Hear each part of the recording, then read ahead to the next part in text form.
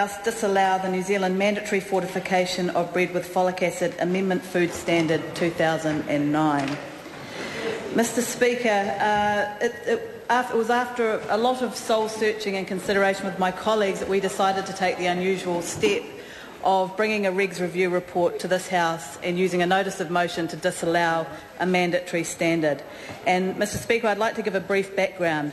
In May 2004, the Australian and New Zealand Food Regulation Ministerial Council asked Food Standards Australia and New Zealand to investigate the mandatory folic acid fortification in bread to prevent neural tube defects. Under a Labor government, this took 3 years for public consultation, including 2 rounds of extensive public consultation. Mr. Speaker, on the 18th of September 2007, as I said, 3 years later, the Honourable Annette King, the Minister for Food Safety, issued the 2007 Food Standard. In 2008, there was a change of government and the Honourable Kate Wilkinson was appointed as Minister for Food Safety. She made public statements that she did not support mandatory fortification, but that due to Trans-Tasman food standards, her hands were tied and she was unable to make any changes.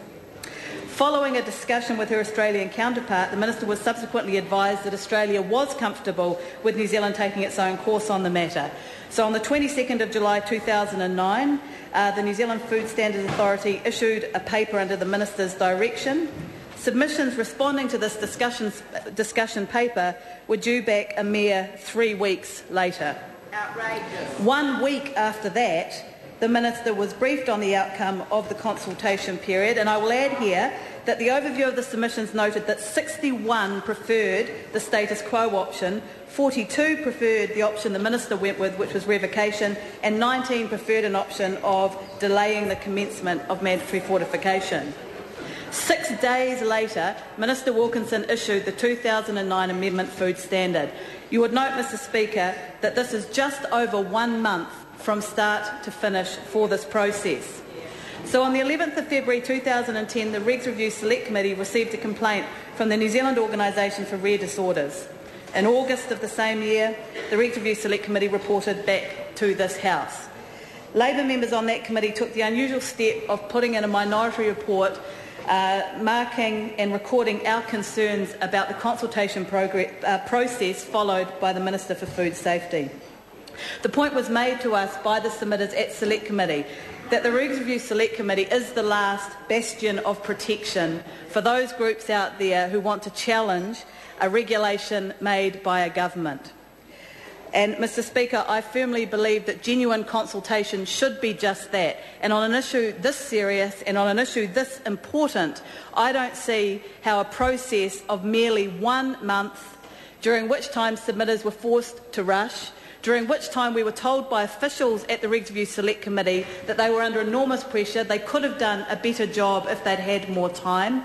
They'd had to take extreme measures in order to get back within the Minister's time frame.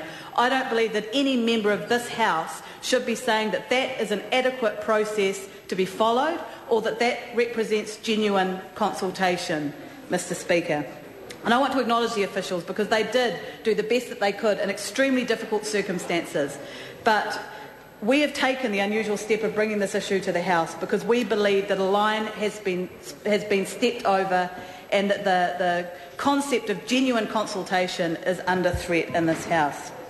Mr. Speaker, there are many reasons why this regulation should be disallowed, and I want to say up front that I've always been naturally wary of issues such as mandatory fortification. It's not something that I'm particularly comfortable with off the bat, but I strongly believe that these decisions should be evidence-based. And after being challenged to review the research on folate fortification by someone who had had a stillborn child due to folate deficiency, I became convinced that it's the right thing to do. I know that this issue inflames passions and opinions, and I respect everyone's views. But I was disappointed at the one-sided nature of the debate. Medical professionals, including the Paediatric Society, and families living with the reality of neural tube defects tried to inject some balance, but they were drowned out by those with more political clout and with more money. Mr. Speaker, folate is a naturally occurring B vitamin, also known as folic acid or vitamin B9. It helps our bodies make new cells and it helps prevent anemia. So while it's particularly important for pregnant women, in fact, everyone needs it. This is not something that men should be scared about having in their diet. Well, not if they want their cells to divide. The campaign to fortify bread has been going for more than 20 years, and it has significant research evidence backing it, with 57 countries already having mandatory folate fortification. Mr. Speaker, wheat naturally contains folate, but this is stripped out when we unnaturally process it into flour. Rather than mass medication as labelled by opponents, fortification merely replenishes a natural nutrient which has been lost during processing. In this respect, it is different to other arguments about mandatory fortification. And remember that consumers will still be able to purchase non-fortified, or would have been able to purchase non-fortified organic bread. A diet low in folate during conception and early pregnancy means an unborn child's nervous system may not develop, the most common outcome being spina bifida. Opponents argue that pregnant women can simply be educated to take supplements, but most pregnancies are not planned, and many women do not realise they are pregnant until the crucial period of organ development has already taken place. This explains why research shows educational campaigns have little effect. Statistics have shown a drop in infants born with spina bifida, but the reason for this drop is that almost all women now have mid-pregnancy ultrasounds which can diagnose spina bifida, and the majority of these women choose termination of pregnancy. Opponents also mischievously claim that women must eat 11 slices of bread a day to get any benefit. This would only be true if we ate nothing but bread. Folate is found in breakfast cereals, orange juice, green vegetables, eggs, fruit and yoghurt. Yet most women still consume about only 200 micrograms of folate a day, well below the recommended minimum 400 micrograms. Folic acid fortification in bread would likely add a maximum 140 micrograms, still below recommendations for some, but enough to minimise the likelihood of a baby being born with a congenital abnormality. Concerns about health impacts of folate are not borne out by the evidence. The World Health Organization said our planned levels of fortification had shown no evidence of negative health effects, and all recent studies regarding cancer risks did not look at flour fortification, but at high-dose folate supplements, what the Minister is telling pregnant women that they should actually take instead of having mandatory fortification.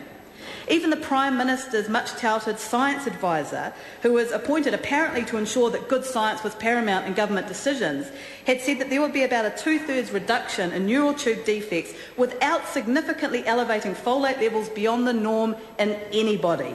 He condemned the scaremongering by various interest groups and the media and said that there was no risk to human health and, quote, there is some laboratory evidence that chronic use in doses 20 to 50 times what we're talking about might do some harm.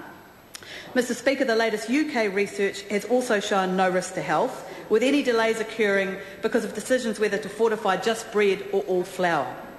Claims that studies show folic acid causes prostate cancer in humans are also not true. The study referred to involved dosing rats with extreme levels of folic acid, levels humans would never consume.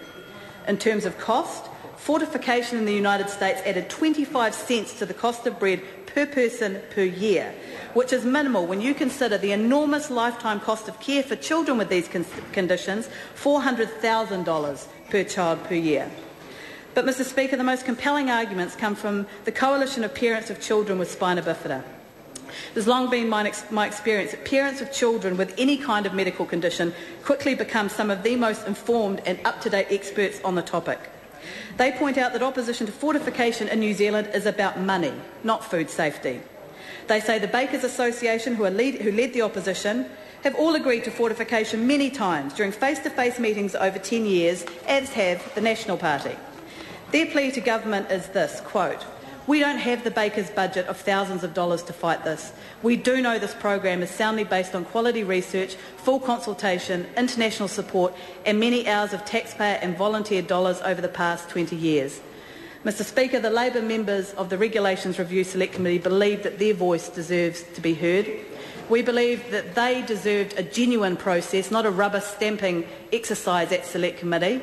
See the Minister frowning at me. She could have turned up to Select Committee to defend the decision that she made, and she chose not to. This is one of the reasons we've had to bring this issue to the House. We didn't want to do it. This is an unusual step.